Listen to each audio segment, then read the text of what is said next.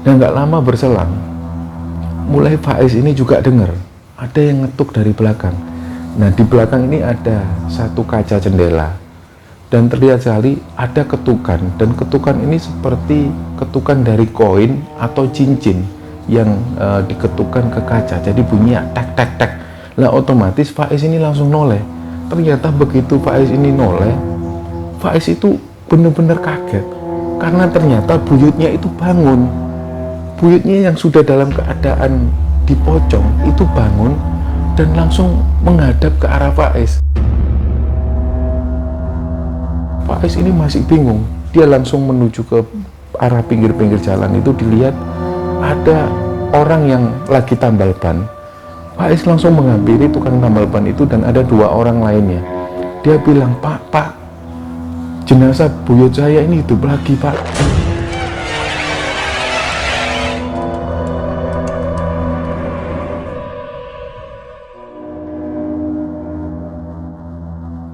Bismillahirrahmanirrahim. Assalamualaikum warahmatullahi wabarakatuh. Sobat Gembara Sunyi dimanapun berada, pada kesempatan kali ini kami akan bercerita tentang sebuah kisah kiriman dari Faiz yang asalnya dari Surabaya. Cerita ini akan kami bagi di dua bagian karena cerita ini lumayan panjang dan mengenai perjalanan dari seorang Faiz dan juga cerita tentang buyutnya. Nah, sebelum kita masuk ke ceritanya, untuk teman-teman yang nonton tayangan ini dan belum subscribe, jangan lupa untuk subscribe lebih dulu agar channel Gembara Sunyi ini lebih berkembang lagi dan kami lebih bersemangat lagi dalam membuat konten-konten terbaru di Gembara Sunyi. Dan untuk teman-teman yang telah mendukung kami sejauh ini, kami ucapkan terima kasih banyak. Semoga amal kebaikan teman-teman dibalas kebaikan berlipat oleh Allah Subhanahu wa Ta'ala.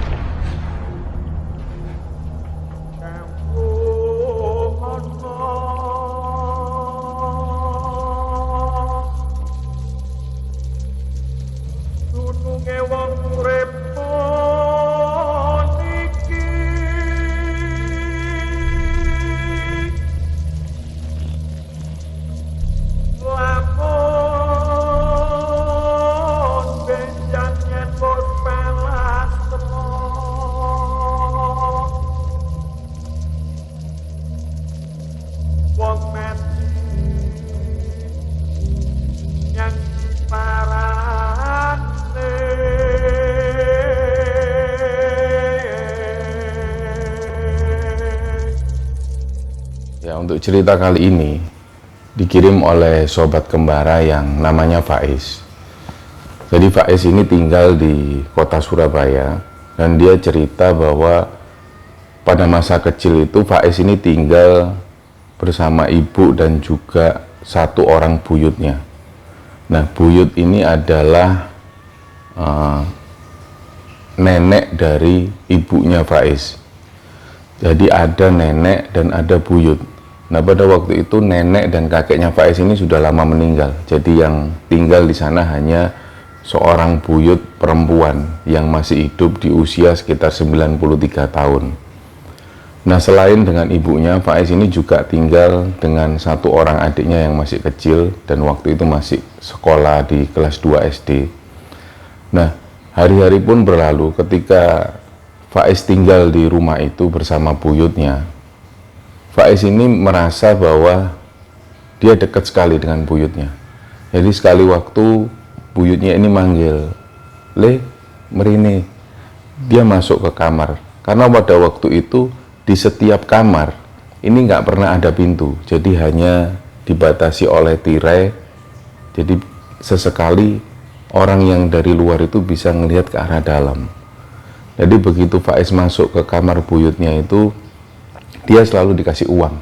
Nah, yang waktu itu Faiz ingat banyak sekali barang-barang peninggalan dari buyutnya yang ada di kamarnya itu, dan Faiz ini nggak tahu tentang hal itu karena Faiz sendiri nggak tahu menahu soal sejarah.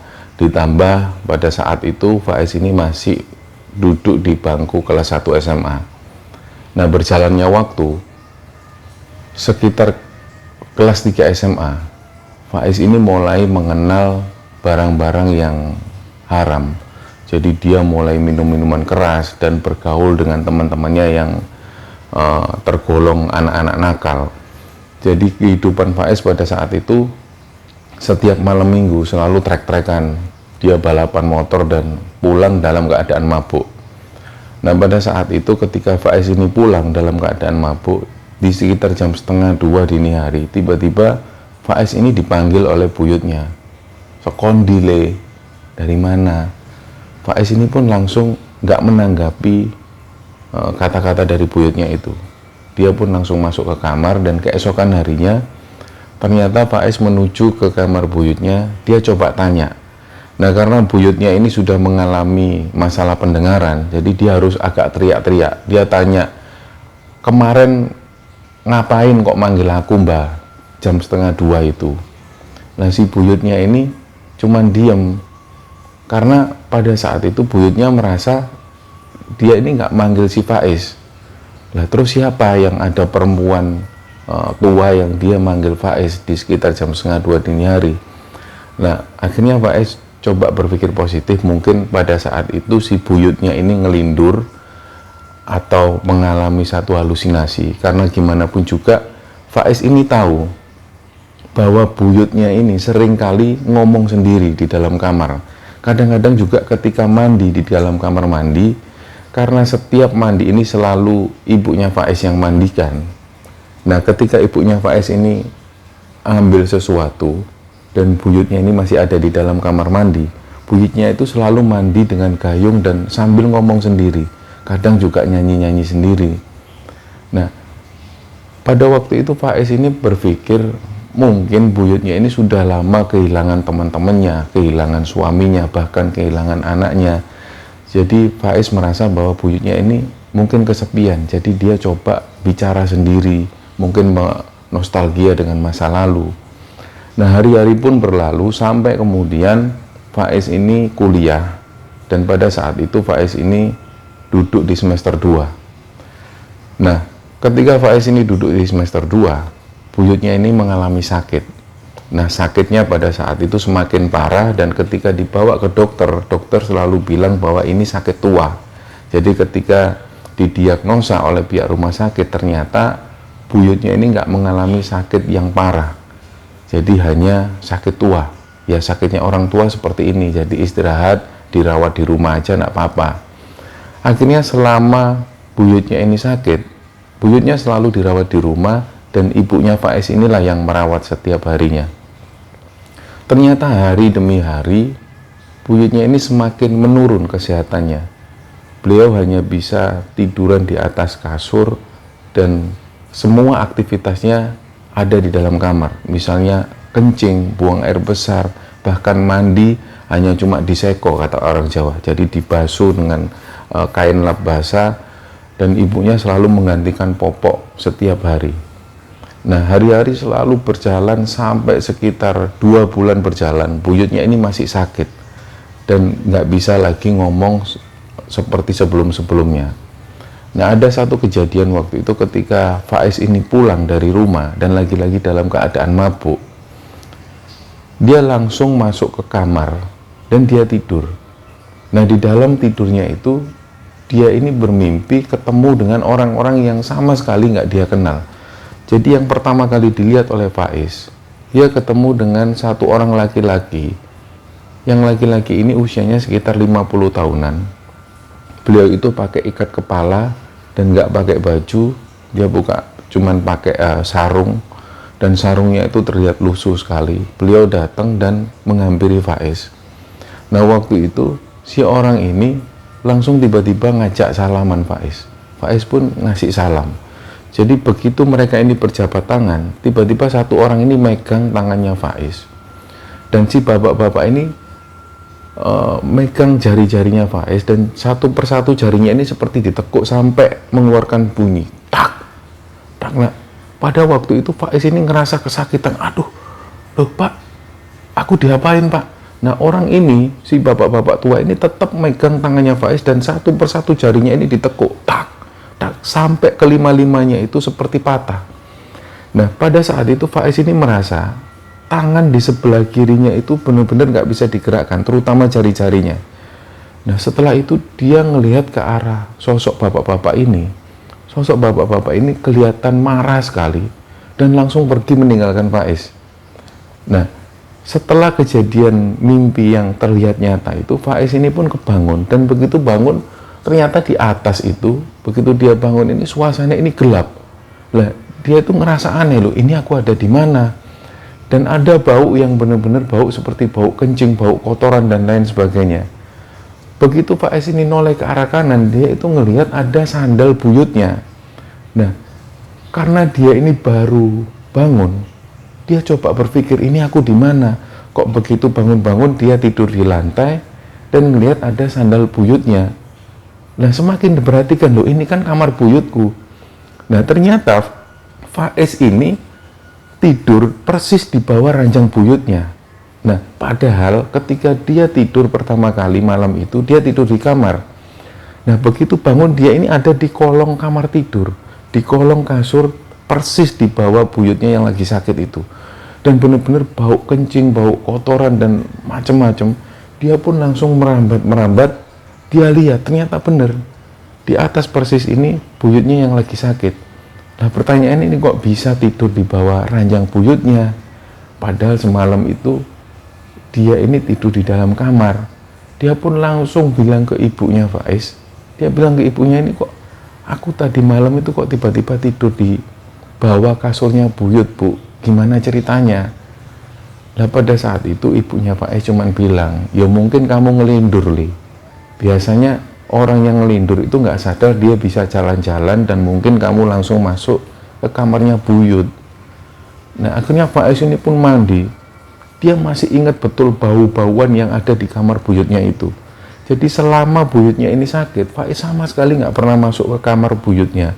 Karena dia merasa jangankan masuk ke kamar, ketika dia ngelewati di depan kamar buyutnya itu, baunya sudah benar-benar luar biasa busuk. Dengan bau-bauan kencing, kotoran dari buyutnya dan lain sebagainya. Nah, setelah Faiz ini mandi, Faiz pun langsung berangkat ke kampus, dia kuliah seperti biasa. Dan sore itu, begitu Faiz ini pulang, ternyata di rumah ini nggak ada siapa-siapa. Barulah ada tetangganya yang datang, ibumu nganterkan buyutmu ke rumah sakit. Buyutmu tadi nafasnya sesek. Dia langsung diantar ke rumah sakit. Nah, langsunglah setelah dapat informasi dari tetangganya, Faiz ini langsung berangkat ke rumah sakit dan menemui buyutnya itu. Nah, buyutnya ini dirawat di satu ruangan, dan dalam satu ruangan ini hanya terdiri dari satu bed pasien dan satu lagi adalah bed untuk penjaganya. Nah, malam itu Faiz ini bersama ibunya. Sekitar jam 8 malam, ibunya ini sempat bilang ke Faiz, adikmu itu besok sekolah, belum ada yang ngurusi seragam dan belum lagi besok ini nggak ada yang nyiapin sarapannya. Ibu pulang dulu aja ya, kamu jagain buyut di sini. Nah, akhirnya Faiz bilang, ya sudah Bu, ibu pulang aja. Akhirnya ketika ibunya pulang, Faiz juga keluar ngantar ibunya ke tempat parkiran, dan Faiz ini mampir ke warung kopi yang ada di depan rumah sakit. Dia ngopi di sana, ngerokok sebentar. Sekitar 1 jam kemudian, sekitar jam setengah 11 malam, Faiz kembali ke kamar di rumah sakit itu. Begitu Faiz ini masuk ke kamar, dilihat buyutnya ini sudah tidur. Lah, ditutuplah tirai itu dan Faiz tidur di sampingnya. Ada ranjang yang persis ada di samping buyutnya itu. Begitu Faiz ini santai di sana, dia nyalakan TV. Nah, pas nyalakan TV, dia nonton TV, lama-lama Faiz ini ketiduran dan TV ini masih tetap menyala. Nah, begitu Faiz ini tidur, tiba-tiba dia ini ngelihat ada sosok orang tua. Dan sosok ini terlihat lebih besar badannya dibanding buyutnya. Makanya pada saat itu Faiz ini kerasa kalau ada yang lewat. Dan beliau yang lewat ini jalan pelan, seperti layaknya orang tua yang lagi jalan. Nah, awalnya Faiz ini mengira buyut ini mau kemana. Sedangkan posisi Faiz waktu itu sudah benar-benar ngantuk. Dia mau buka mata yang benar-benar dia mau bangun, dia benar-benar nggak bisa. Jadi dia cuma ngelirik kecil, dia ngelihat ada sosok yang mirip buyutnya, tapi badannya lebih besar, lewat. Dia lewat seperti biasa. Nah, pada saat Faiz itu mikir, dia langsung keinget, loh, selama ini buyut ini kan nggak bisa jalan. Selama 3 bulan buyut sakit ini, sama sekali nggak bisa jalan, dan kalau mau keluar cari sinar matahari selalu didorong pakai kursi roda. Ini kok bisa jalan? Barulah di situ Faiz ini ngerasa heran. Dia bangun dan dilihat TV ini masih nyala. Nah, begitu Faiz ini noleh ke arah pintu ini masih dalam keadaan terkunci. Dibukalah tirai itu, ternyata buyutnya itu duduk dan posisi menghadap ke arah tembok, persis ke arah kamar mandi. Dari situ Faiz ini langsung agak takut. Ini kok buyut kok bisa duduk? Nah, ditanya, buyut kok bangun? Ternyata buyutnya ini duduk di atas tempat tidur dan hanya menghadap ke arah tembok. Begitu Faiz ini ngelihat ke arah depan, ternyata buyutnya itu matanya itu terpejam. Jadi seperti orang tidur tapi sambil duduk. Akhirnya Faiz ini coba membangunkan buyutnya. Buyut, dalam suara yang agak keras. Nah, ternyata buyutnya tetap seperti itu dalam keadaan duduk dan menghadap ke tembok dengan mata yang tertutup. Akhirnya Faiz pun coba menidurkan lagi. Ditidurkan lagi buyutnya itu, dan gak lama kemudian Faiz cuma berpikir positif, ditutup lagi lah tirai itu, Faiz tidur lagi. Nah, ternyata gak seberapa lama tidur, tiba-tiba pada saat Faiz ini mau membalikkan badan, jadi di tengah-tengah tidurnya itu, pada saat kita tidur kan biasa, kalau kita mau membalikkan badan, kadang-kadang kita membuka mata sedikit. Nah, pada posisi seperti itu, ketika Faiz ini mau membalikkan badan, dia buka mata sedikit, ternyata tirai yang tadinya ditutup, ini benar-benar sudah kebuka. Buyutnya ini melihat ke arah Faiz dan tersenyum, dengan memperlihatkan giginya yang sudah keropos, dan terlihat berkas-berkas merah, bekas daun sirih itu. Jadi begitu Faiz ngelihat posisi waktu itu, dia ini langsung membalikkan badan, dan pada saat itu dia ini sambil mikir, ini buyut ngapain kok sambil senyum? Dilihat baru jam 3 dini hari. Nah, Faiz ini gak berani ngelihat, dia terus seperti itu, dan ternyata buyutnya ini manggil, Faiz. Nah, Faiz ini pun noleh. Pada waktu itu buyutnya ini bilang, aku ojo dikubur dhisik yo Is. Nah, pada saat itu Faiz langsung bingung, ini maksudnya apa kok buyut ngomong seperti itu? Kenapa Yud? Kenapa? Aku ojo dikubur dhisik. Lu enggak. Siapa yang mau ngubur buyut? Nggak ada. Buyut tidur lagi aja. Akhirnya setelah Faiz ngomong seperti itu, buyutnya ini langsung memejamkan mata dan tidur lagi. Ditutup lagi lah tirai itu. Nah, akhirnya pada waktu itu Faiz ini nggak bisa tidur lagi, mengingat lagi kata-kata dari buyutnya. Maksudnya beliau ini nggak mau dikubur dulu. Nah, Faiz ini masih bingung kenapa maksudnya. Nah, begitu pagi hari, sekitar jam 8 pagi, ibunya Faiz ini datang. Setelah ngantar adiknya sekolah, ibunya datang ke rumah sakit dan Faiz pun langsung pulang.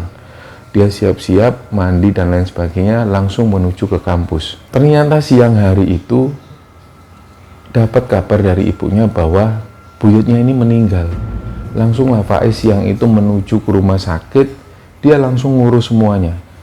Jadi jenazah dari buyutnya ini langsung dibawa ke ruang jenazah. Dan pada saat Faiz ngurus segala sesuatunya, disiapkanlah mobil jenazah pada saat itu.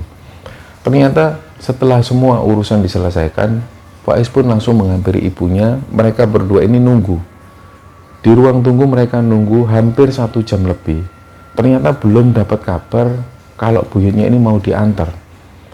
Langsunglah Faiz ini merasa agak curiga. Dia langsung menghampiri lagi di ruang perawat itu. Dia tanya lagi, ini buyut saya mau diantar jam berapa Pak jenazahnya? Loh, buyutnya atas nama siapa Mas? Dijelaskan, nah, buyut saya namanya ini. Oh, silakan ngomong ke dokternya sendiri aja, ke ruang dokter sana. Akhirnya Faiz langsung menuju ke ruang dokter itu dan dia tanya pada dokter yang selama ini menangani pasiennya, selama ini menangani buyutnya itu. Dia tanya ke dokter itu, Dok, ini buyut saya mau diantar jam berapa jenazahnya? Nah, pada waktu itu dokternya bilang, oh iya, nunggu dulu ya, nunggu sekitar 2 jaman. Loh, kenapa kok harus gitu Dok? Iya, karena ini memang prosedurnya seperti ini. Karena kita jaga-jaga, siapa tahu nanti jenazahnya ini mati suri. Nah, di situ Faiz ini seolah nggak terima. nggak usah dok, saya nggak mau kayak gini-gini, saya mau buyut saya diantar sekarang juga jenazahnya. Oh ya sudah, kalau kayak gitu silakan ditandatangani surat pernyataan ini. Faiz pun langsung tanda tangan surat pernyataan itu, dan 10 menit kemudian diantarlah jenazah dari buyutnya ini. Nah, karena ibunya ini naik motor, Faiz pun yang naik mobil jenazah. Jadi ada satu sopir ambulan mobil jenazah itu, dan di sampingnya ada Faiz, dan di belakang ini jenazah buyutnya. Nah, pada waktu itu situasinya ini sekitar jam 8 malam. Faiz ini langsung ada di dalam mobil jenazah. Begitu dalam perjalanan, Faiz ini juga merasa heran, ini baru jam 8 kok suasana jalan ini kok sepi. Dia pun tanya ke sopir ambulan itu, jam berapa pak? Jam 8 mas. Jadi sopirnya sambil nyetir, dan gak lama setelah itu sopirnya ini juga bilang, kok tumben ya mas, jalan ini kok sepi, padahal baru jam 8. Iya pak, nggak tahu pak. Nah sambil jalan itu tiba-tiba Faiz mungkin ngerasa waktu itu posisinya capek karena semalam sudah jaga buyutnya dan siang hari dia harus kuliah. Faiz waktu itu ketiduran. Nah selama perjalanan ini Faiz ketiduran, dan tiba-tiba dia dibangunkan oleh bapak supirnya ini. Mas bangun mas. Iya pak, kenapa pak? Mas, barusan ada yang ngetuk dari belakang, saya nggak berani lihat. Yang bener pak. Faiz langsung noleh ke belakang. Nah ternyata Faiz masih ngelihat jenazah buyutnya ini masih terbungkus kain kafan dan masih ada di sana. Nah Faiz pun bilang ke sopir ambulan ini, nggak ada apa-apa pak, di belakang juga nggak ada apa-apa kok. Nah sopir ambulan ini kelihatan pucat sekali wajahnya, panik dan sudah mulai keluar keringat. Nah setelah itu Faiz ini nggak lagi tidur, dia tetap memperhatikan jalan, dan jalanan waktu itu diperhatikan benar-benar sepi. Jalan menuju ke rumah Faiz ini sepi, jalannya nggak ada sama sekali yang lewat, dan kalaupun ada yang lewat, mereka ini selalu melajukan kecepatannya. Dan nggak lama berselang, mulai Faiz ini juga dengar ada yang ngetuk dari belakang. Nah di belakang ini ada satu kaca jendela, dan terlihat sekali ada ketukan, dan ketukan ini seperti ketukan dari koin atau cincin yang diketukan ke kaca, jadi bunyinya tak tak tak. Lah otomatis Faiz ini langsung noleh. Ternyata begitu Faiz ini noleh, Faiz itu benar-benar kaget karena ternyata buyutnya itu bangun.